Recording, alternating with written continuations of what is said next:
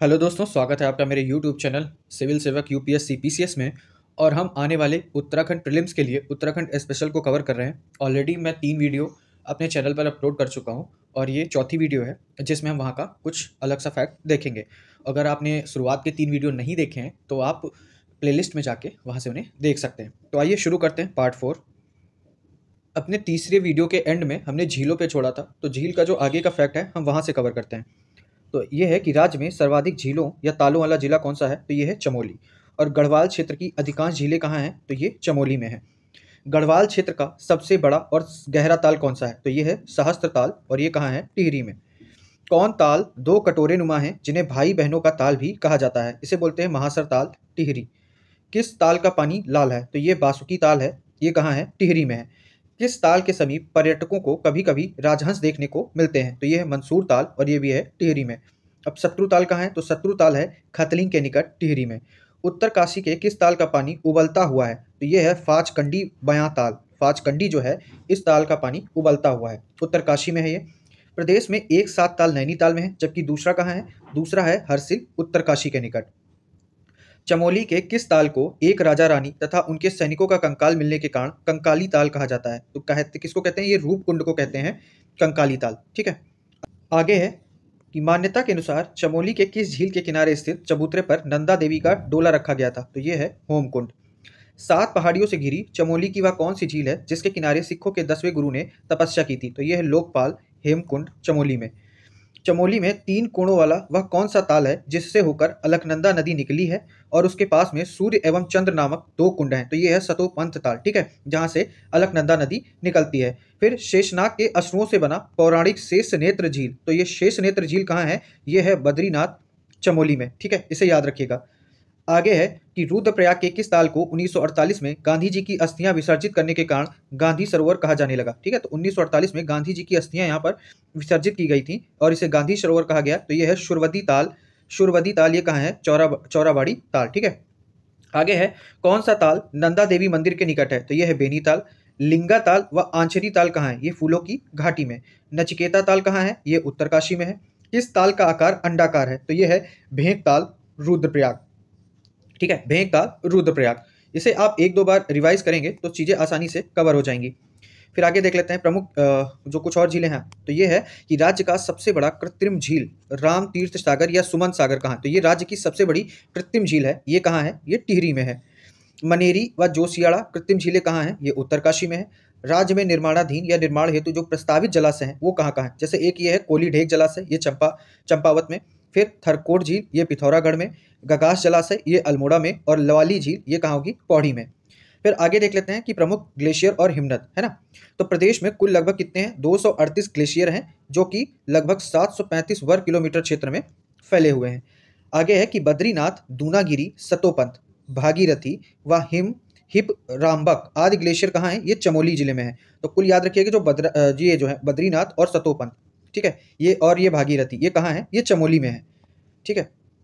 आगे है कि एक है मिलम, ये मिलम 16 किलोमीटर। काली, हीरामढ़ी, नामिक, पिनौरा, रामल ये कहाँ है, ये पिथौरागढ़ में है।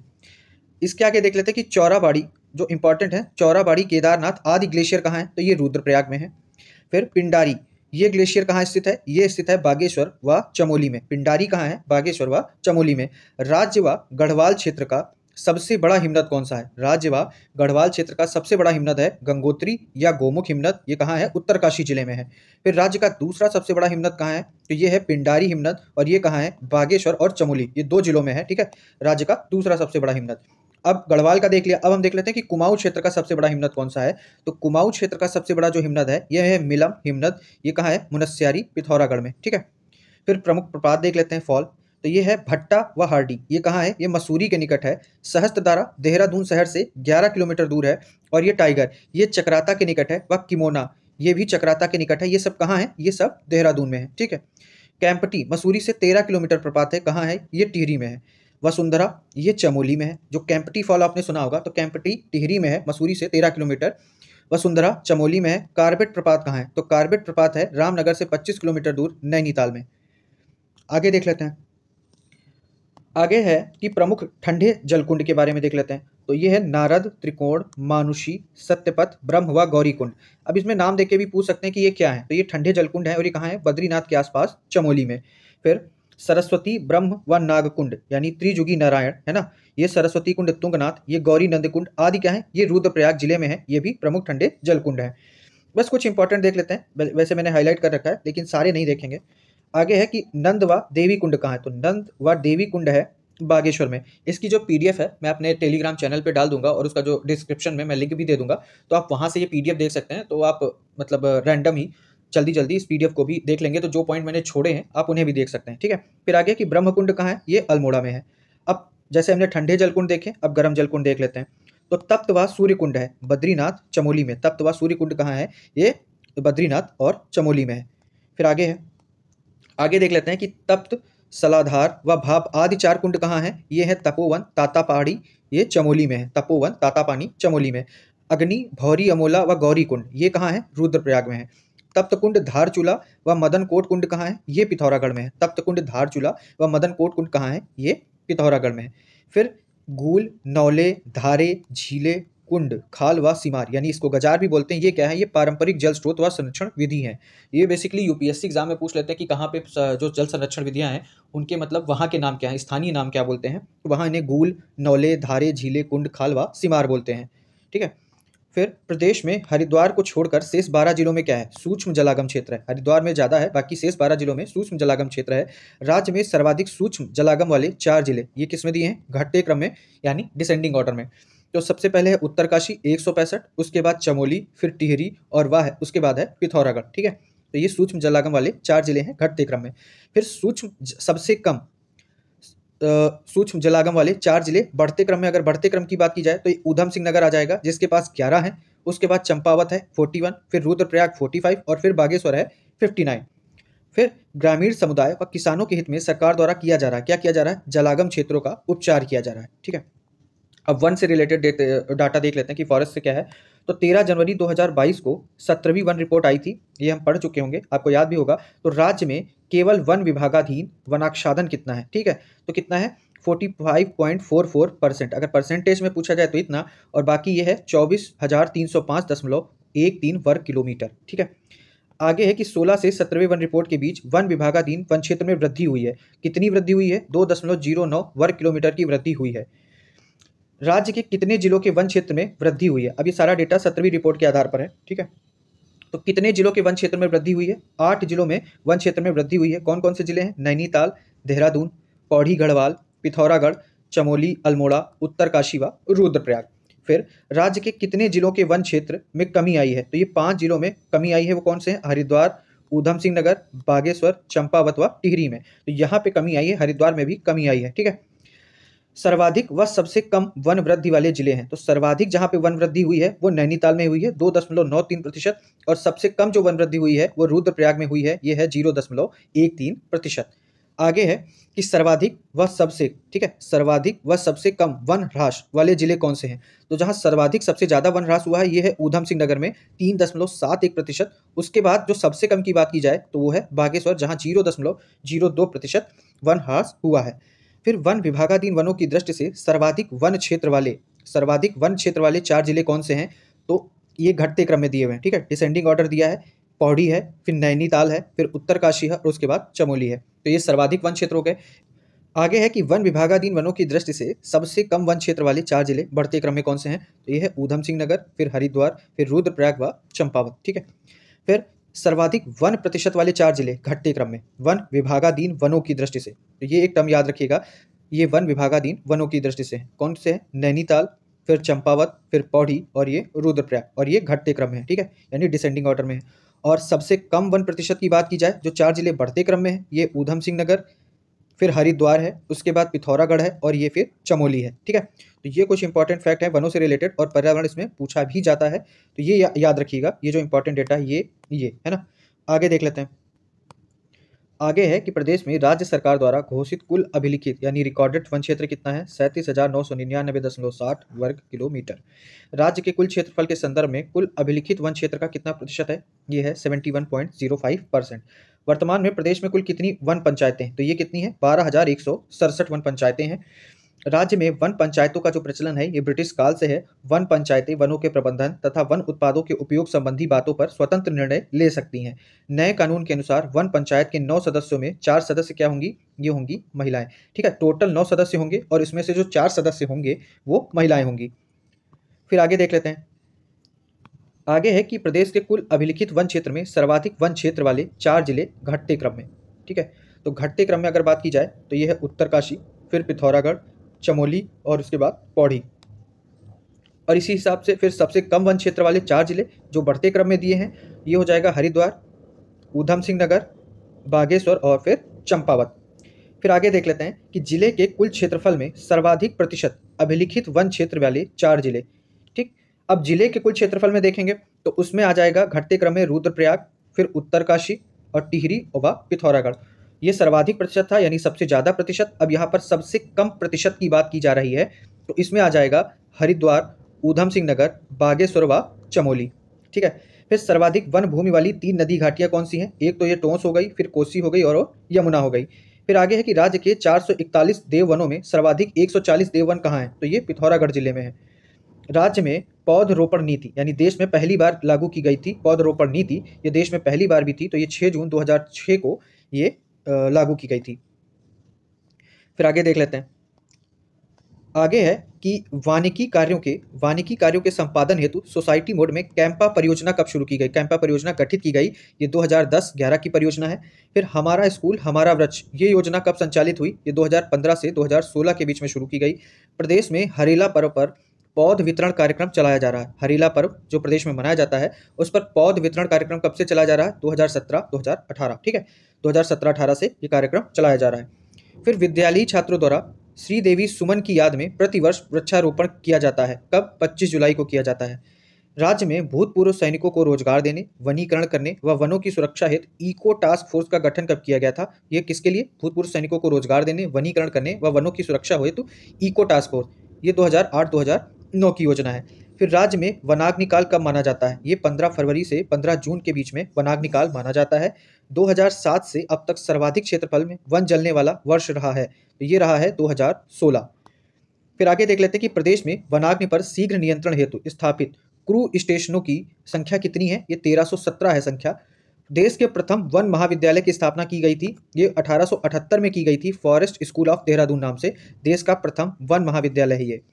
1906 में फॉरेस्ट स्कूल का नाम क्या हो गया? तो पहले ये बना था फॉरेस्ट स्कूल ऑफ देहरादून, फिर इसका नाम बदल दिया गया 1906 में, इसका नाम हो गया इंपीरियल फॉरेस्ट रिसर्च इंस्टीट्यूट। ठीक है, फिर इंडियन फॉरेस्ट रिसर्च इंस्टीट्यूट को डीम्ड विश्वविद्यालय का दर्जा कब मिला? तो ये 1991 में आके इसको डीम्ड विश्वविद्यालय की दर्जा मिल गया।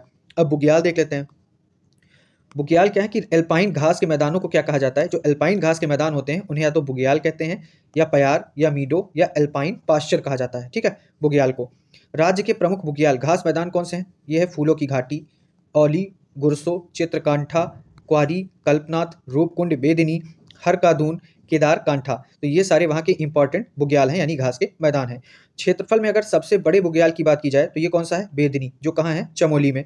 फिर ब्यूडार घाटी में स्थित फूलों की घाटी बुग्याल की खोज 1931 में किस ब्रिटिश पर्वतारोही ने की थी? तो फ्रैंक स्मिथ ने इसकी खोज की थी, फूलों की घाटी की, है ना।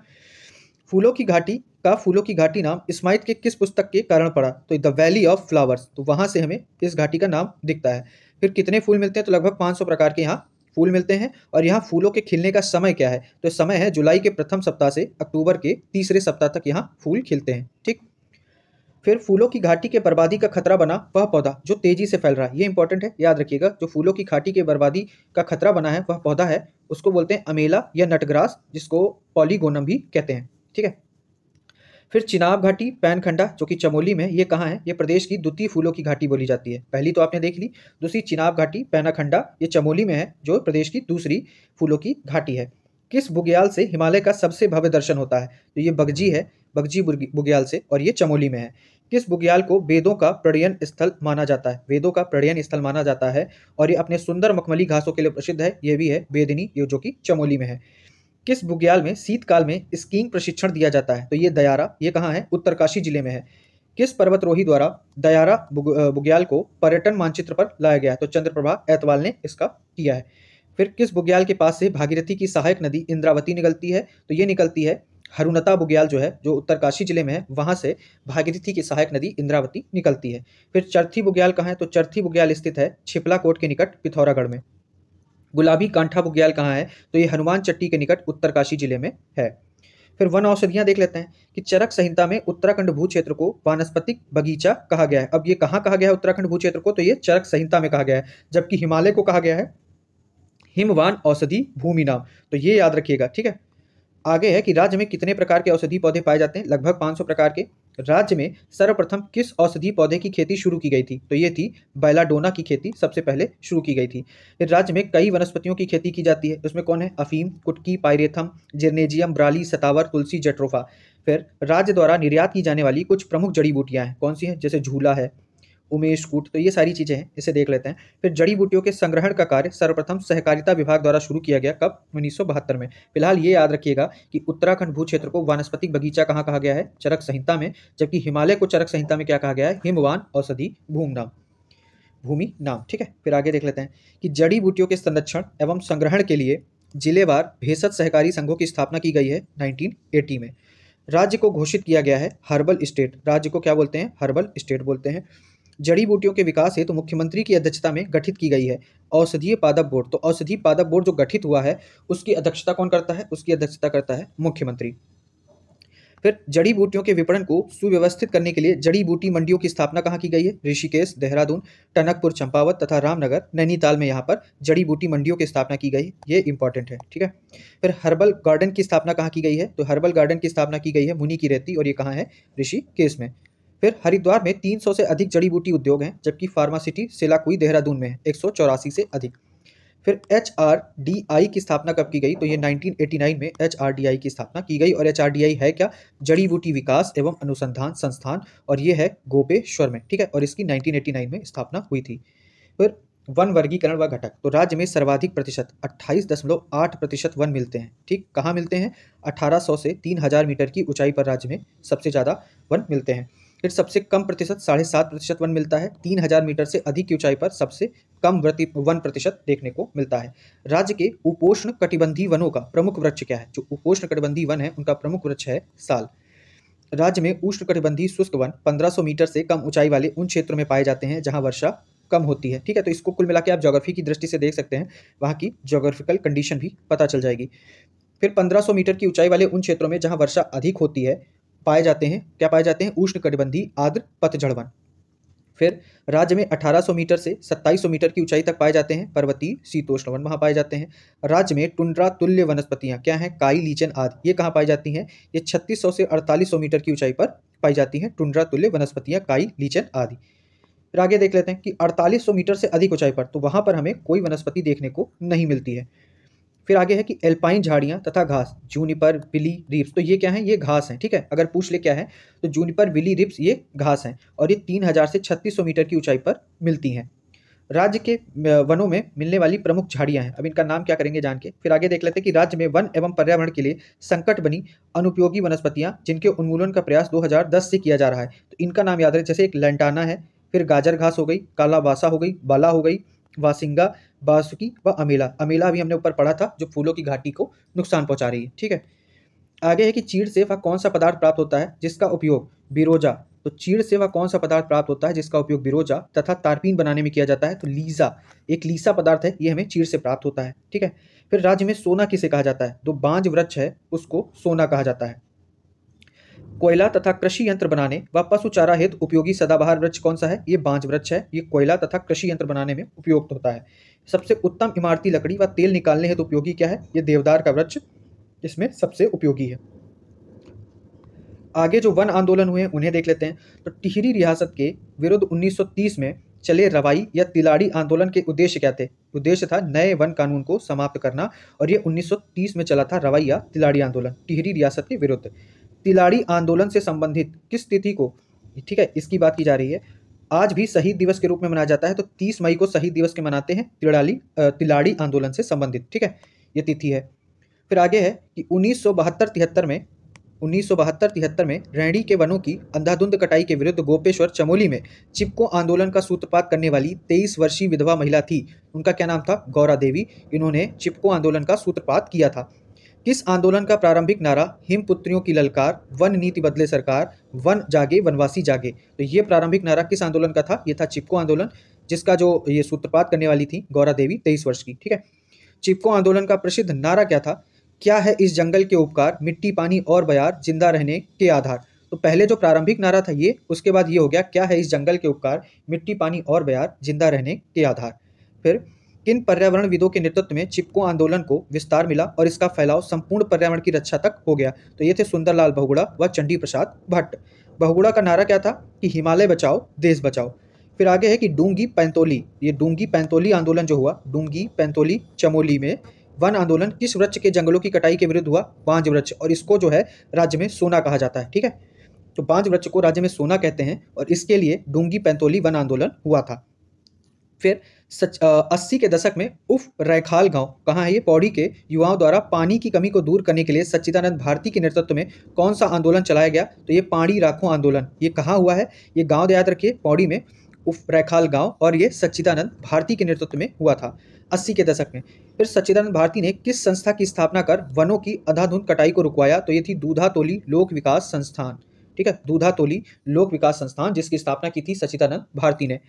वृक्षों की कटाई के विरुद्ध 1994 में टिहरी के भिलंगना क्षेत्र में कौन सा आंदोलन चला था? तो ये चला था रक्षा सूत्र आंदोलन। आगे है कि गढ़वाल क्षेत्र में 1996 में मैती यानी मायका आंदोलन का सूत्रपात किसने किया? कल्याण सिंह रावत ने किया था। किस आंदोलन में केवल अविवाहित युवतियां ही शामिल हुई थीं? तो मैती आंदोलन में केवल अविवाहित युवतियां ही शामिल हुई थी। फिर 1949 से वृक्ष विहीन पहाड़ों पर वृक्षारोपण करने वाले विश्वेश्वर दत्त सकलानी को क्या कहा जाता है? इन्हें कहते हैं वृक्ष मानव कहा जाता है 1949 से। फिर झपटो छीनो आंदोलन के प्रणेता कौन है? तो ये गोविंद सिंह रावत हैं, जो झपटो छीनो आंदोलन के प्रणेता हैं। अब आगे वन्य जीव संरक्षण देख लेते हैं। तो वन्य जीवों के संरक्षण हेतु प्रदेश में कितने? तो 6 राष्ट्रीय उद्यान हैं, 7 वन्य जीव विहार हैं। ठीक है, राष्ट्रीय उद्यान कितने हैं? 6 हैं, वन्य जीव विहार 7 हैं।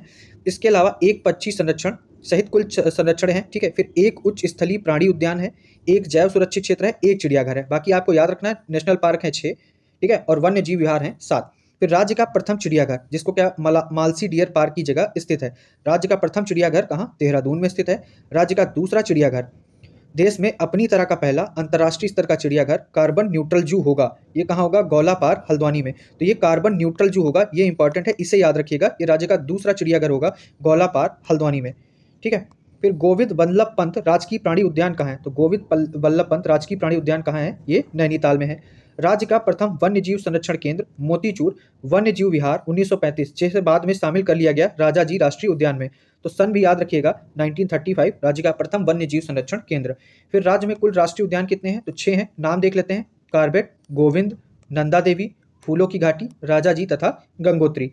फिर भारत एवं एशिया के प्रथम राष्ट्रीय उद्यान के रूप में 1936 में नैनीताल में गवर्नर हेली के नाम पर हेली राष्ट्रीय उद्यान की स्थापना की गई थी 1936 में। ये भारत और एशिया का प्रथम राष्ट्रीय उद्यान था। स्वतंत्रता के बाद इसका नाम रामगंगा नेशनल पार्क, फिर 1957 में इसका नाम क्या कर दिया गया? जिम कॉर्बेट राष्ट्रीय उद्यान। तो 2 बार इसका नाम चेंज हुआ। पहले ये हेली राष्ट्रीय उद्यान था, उसके बाद इसका रामगंगा नेशनल पार्क हुआ और फिर इसका नाम जिम कॉर्बेट पड़ गया। फिर जिम कॉर्बेट उद्यान का विस्तार, तो ये पौड़ी व नैनीताल जिलों में, कभी कभी पूछ लेते हैं कि एक ही में है, तो ये 2 जिलों में इसका विस्तार है, पौड़ी व नैनीताल जिलों में। फिर कॉर्बेट राष्ट्रीय उद्यान के मध्य से होकर बहती है। कौन सी नदी बहती है? कोसी, रामगंगा, मंडल व सोना आदि नदियां कॉर्बेट राष्ट्रीय उद्यान के मध्य से होकर बहती हैं। फिर किस राष्ट्रीय उद्यान में सर्वाधिक पर्यटक आते हैं? तो कॉर्बेट राष्ट्रीय उद्यान में सर्वाधिक पर्यटक आते हैं। सर्वाधिक बाघों वाला राष्ट्रीय उद्यान है कॉर्बेट राष्ट्रीय उद्यान, ये सर्वाधिक बाघों वाला राष्ट्रीय उद्यान है। देश में बाघों के सर्वाधिक घनत्व वाला, ठीक है, ये याद रखिएगा, जो बाघों का सर्वाधिक घनत्व है ये हमें कहाँ मिलता है? कॉर्बेट राष्ट्रीय उद्यान में। कॉर्बेट को प्रोजेक्ट टाइगर के अंतर्गत कब शामिल किया गया? तो 1973 में इसे शामिल किया गया था। राजाजी राष्ट्रीय उद्यान को प्रोजेक्ट टाइगर के अंतर्गत शामिल किया गया अप्रैल 2015 में। राजाजी उद्यान में एशियाई हाथियों के साथ साथ चीता व गोहरी रेंज में है बाघ टाइगर, ठीक है, एशियाई हाथियों के साथ साथ चीला व गोहरी रेंज में क्या है? बाघ टाइगर। राजाजी उद्यान के चीला रेंज में पर्यटकों हेतु तो उपलब्ध है एलिफेंट सफारी भी वहाँ पे हमें देखने को मिलती है। फिर फूलों की घाटी या पुष्पावती, ठीक है, फूलों की घाटी या पुष्पावती राष्ट्रीय उद्यान चमोली जिले में है। नरवर गंधमादन पर्वतों के मध्य। ठीक है, तो ये याद रखिएगा कहाँ, नरवर गंधमादन पर्वतों के मध्य।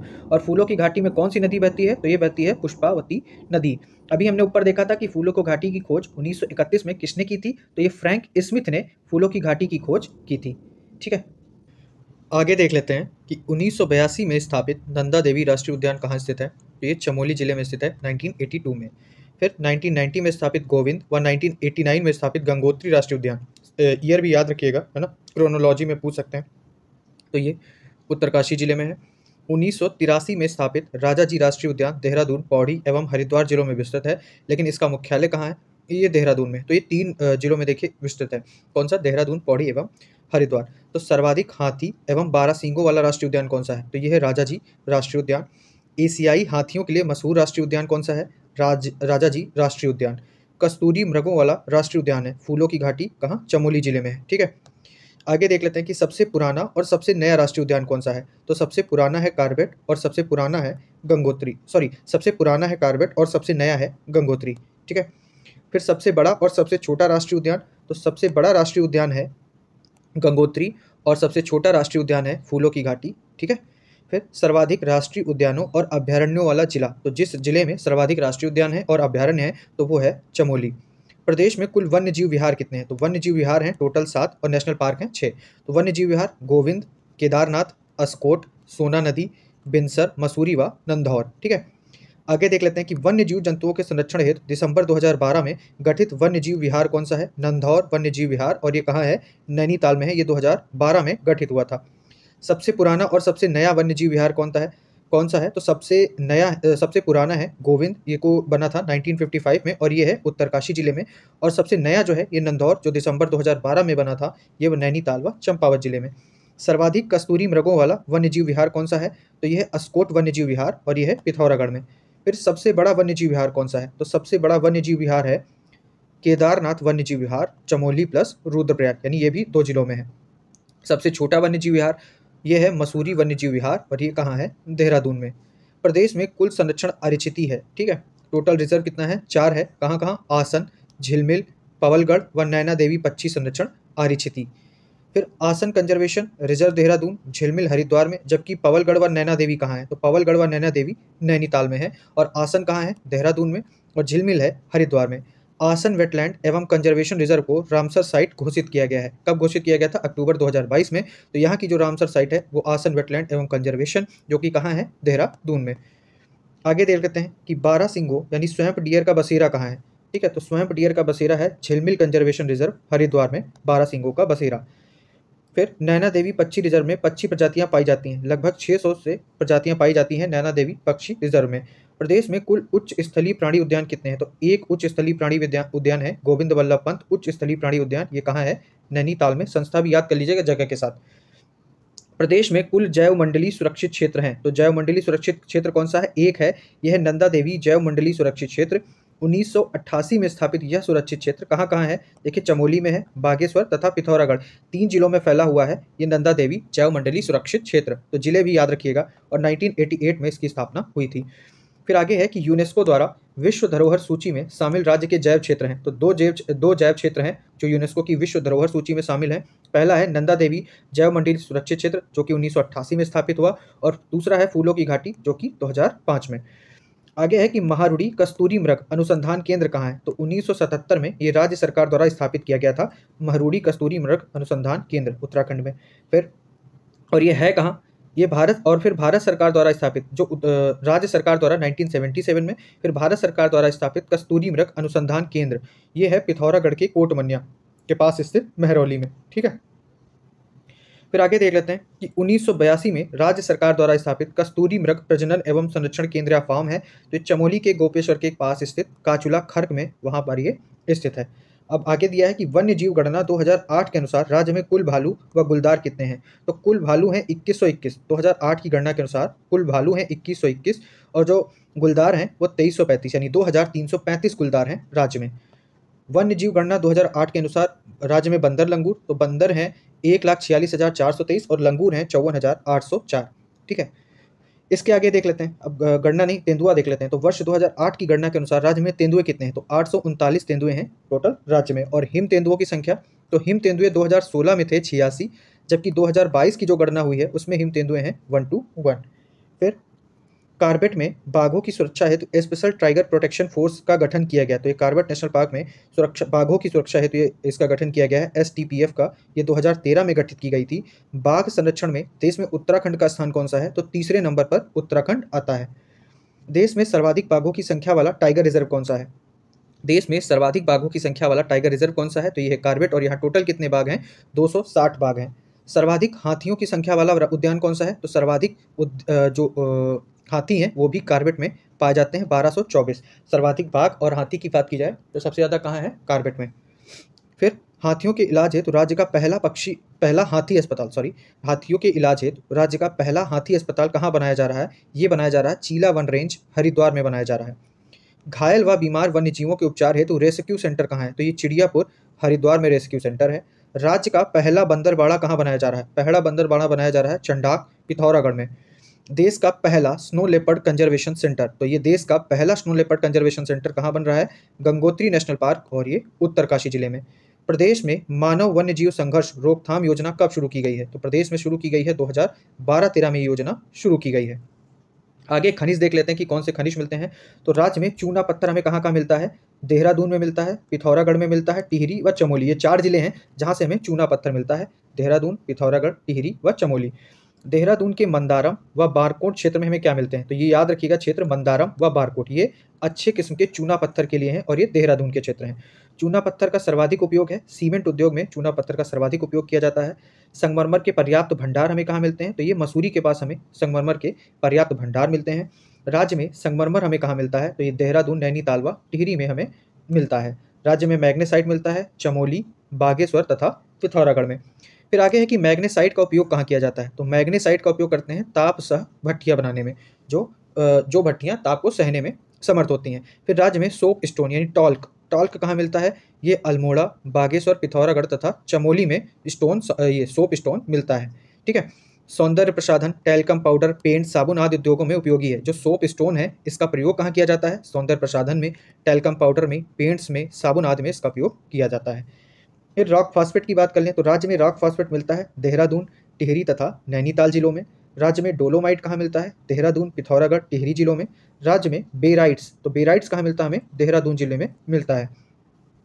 फिर गंधक व माछिक, तो गंधक चमोली व देहरादून जिलों में हमें देखने को मिलता है। और राज्य में लोहा भी मिलता है, तो ये मिलता है नैनीताल, चमोली, पौड़ी व टिहरी जिलों में। ठीक है, तो ये 4 जिले हैं जहाँ से हमें लोहा मिलता है। और अगर तांबे की बात की जाए तो ये इंपॉर्टेंट है, लोहा, तांबा और चूना हमने ऊपर देख लिया। तो तांबा मिलता है चमोली, पौड़ी, टिहरी, देहरादून, उत्तरकाशी, अल्मोड़ा, पिथौरागढ़ व नैनीताल जिलों में। ठीक है, तो तांबा का जो एरिया है वो ज़्यादा बड़ा है बजाय लोहे के। लोहा मिलता है हमें 4 जिलों में, जबकि हमें तांबा मिलता है 8 जिलों में। ठीक है, फिर आगे देख लेते हैं। आगे दिया है कि राज्य में सीसा, तो हमें सीसा भी यहाँ से मिलता है। तो राज्य में सीसा मिलता है पिथौरागढ़, अल्मोड़ा, देहरादून, उत्तरकाशी, टिहरी व पौड़ी जिलों में हमें राज्य में सीसा मिलता है। राज्य में ग्रेफाइट की अगर बात की जाए तो ग्रेफाइट मिलता है अल्मोड़ा, पौड़ी व नैनीताल में। राज्य में टिन हमें कहाँ मिलता है? टिन मिलता है चमोली जिले में। टिन हमें मिलता है चमोली जिले में। राज्य में वन स्टेट वन रॉयल्टी नीति कब लाई गई? तो ये पॉलिसी लाई गई है 2023 में, अभी लेटेस्ट है, तो याद रखिएगा, वन स्टेट वन रॉयल्टी नीति। खीराकोट आंदोलन, तो खीराकोट आंदोलन संबंधित था खड़िया खनन से। ठीक है, खीराकोट आंदोलन किससे संबंधित था? खड़िया खनन से। वन क्षेत्रों में स्थित खदानों से खनन किया जाता है उत्तराखंड वन विकास निगम द्वारा। ठीक है, किसके द्वारा करते हैं? उत्तराखंड वन विकास निगम द्वारा। फिर कुछ और टॉपिक है, मिट्टी, कृषि, पशुपालन व सिंचाई। तो इसमें सिंचाई में देख लेते हैं कि प्रदेश में प्रथम व द्वितीय कृषि नीति कब जारी की गई थी। तो प्रदेश में जो पहली कृषि नीति आई थी वो 2011-12 में, और जो द्वितीय कृषि नीति आई 7 साल बाद, लगभग 2018 में। ठीक है, फिर प्रदेश की कुल जनसंख्या में कृषि से जुड़े लोग कितने हैं? तो कितने लोग जो हैं वो कृषि से जुड़े हैं? 12.81% किसान हैं। फिर प्रदेश की कुल कार्यशील जनसंख्या की बात की जाए उसमें से कितने लोग कृषि से जुड़े लोग हैं? तो 33.38% लोग जो हैं वो कृषि से जुड़े हुए हैं। राज्य के कुल भू क्षेत्र का जो 86.07% है ये पर्वतीय है, और जो 13.93% है ये समतलीय या मैदानी क्षेत्र है।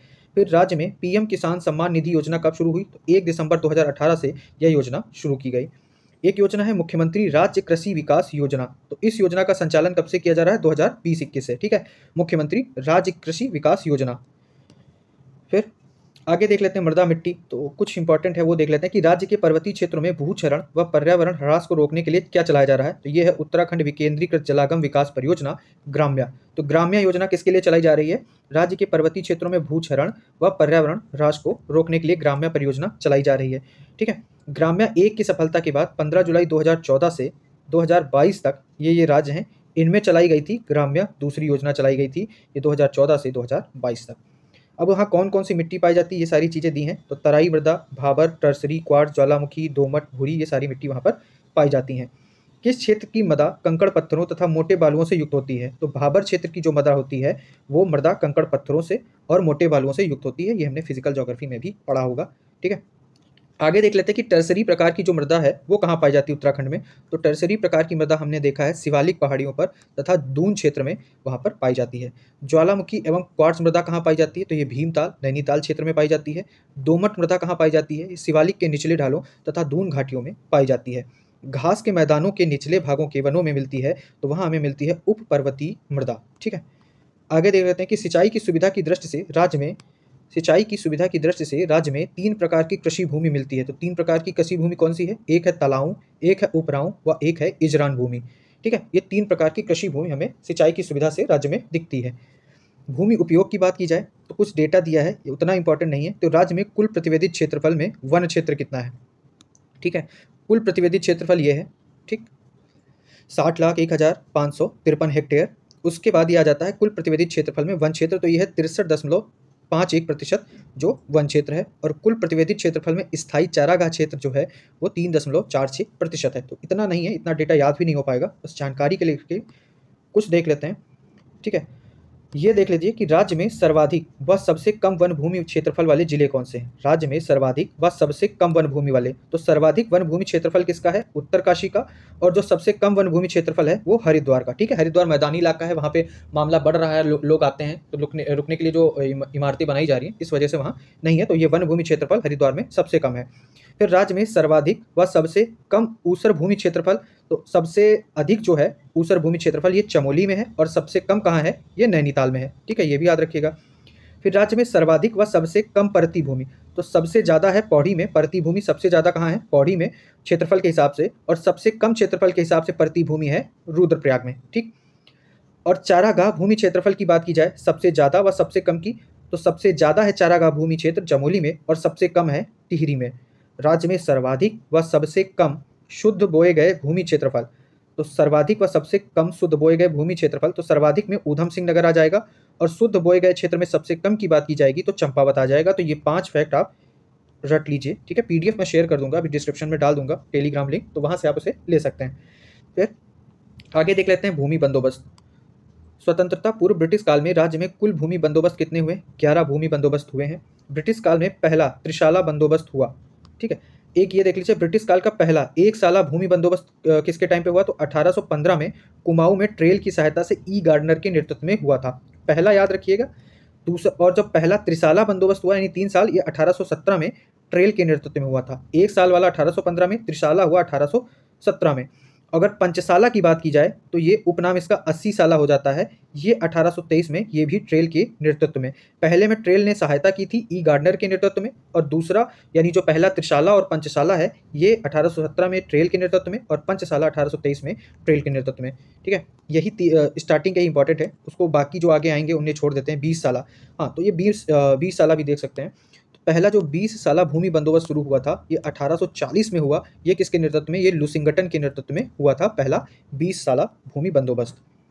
फिर कह रहे हैं कि स्वतंत्रता के बाद का पहला भूमि बंदोबस्त कब हुआ? तो स्वतंत्रता के बाद पहला भूमि बंदोबस्त हुआ था 1960 और 64 में। फिर आगे देख लेते हैं, राज्य में भू अभिलेखों का कंप्यूटरीकरण किया गया है, वो किस में किया गया है? देवभूमि नामक सॉफ्टवेयर से। तो देवभूमि नामक एक सॉफ्टवेयर है, ये क्या करता है कि राज्य में जो भू अभिलेख हैं उनका कंप्यूटरीकरण करता है। पारंपरिक स्थानीय भूमि का पैमाना क्या है? नाली व मुट्ठी। यहाँ का जो पैमाना है स्थानीय भूमि का, ये है नाली व मुट्ठी। राज्य में मृदा स्वास्थ्य कार्ड योजना चलाई जा रही कब से? 2015 और 16 से। ठीक है, अब इस सिंचित क्षेत्र का डेटा दिया है, ये डेटा इतना याद नहीं होगा, बस देख लीजिए कि राज्य में सकल सिंचित क्षेत्र कितना है। 2020-21 का डेटा है, ये है 5,45,614 हेक्टेयर, और शुद्ध सिंचित क्षेत्र कितना है? ये है 3,21,576 हेक्टेयर। ठीक है, तो ये इतना दिया है। इतना डेटा याद नहीं किया जा सकता है, तो जो इंपॉर्टेंट डेटा है उन्हें ही आप देख लीजिए। सबसे ज़्यादा ये दिया है कि शुद्ध बोए गए क्षेत्र में, यानी शुद्ध बोए गए क्षेत्र में सर्वाधिक प्रतिशत शुद्ध सिंचित क्षेत्र वाले जिले कौन से हैं? ऊधम सिंह नगर, उसके बाद हरिद्वार और फिर है नैनीताल। और अगर सबसे कम की बात की जाएगी तो उसमें आ जाएगा चमोली, फिर पिथौरागढ़ और उसके बाद अल्मोड़ा।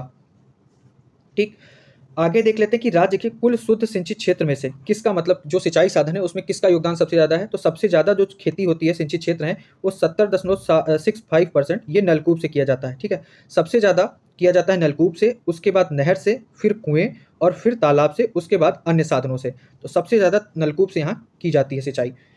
फिर राज्य की कुल नलकूप सिंचित भूमि में सर्वाधिक नलकूप सिंचित भूमि वाले 4 जिले क्षेत्रफल के घटते क्रम में, यानी नलकूप से जो 4 जिले सबसे ज़्यादा सिंचित किए जाते हैं उसमें घटते क्रम की बात की जाए तो सबसे पहले ऊधम सिंह नगर, फिर हरिद्वार, फिर नैनीताल व देहरादून में। तो कुल मिला के जो नलकूप सिंचित भूमि है वो सबसे ज़्यादा कहाँ यूज़ होती है, वो ये ऊधम सिंह नगर में। फिर अगर घटते क्रम में देखा जाए कुल नहर सिंचित, पहले हमने नलकूप देखा, अब हम नहर का देखेंगे। तो राज्य की नहर सिंचित भूमि में सर्वाधिक नहर सिंचित भूमि वाले 4 जिले क्षेत्रफल के घटते क्रम में, तो नहरों की अगर बात की जाए तो ये होगा देहरादून, उसके बाद हरिद्वार, फिर नैनीताल व ऊधम सिंह नगर। तो ऊधम सिंह नगर जहाँ पे वहाँ पे पहले था, और नहरों के मामले में चौथे की बात की जाएगी तो उल्टे चौथे नंबर पर आ जाएगा।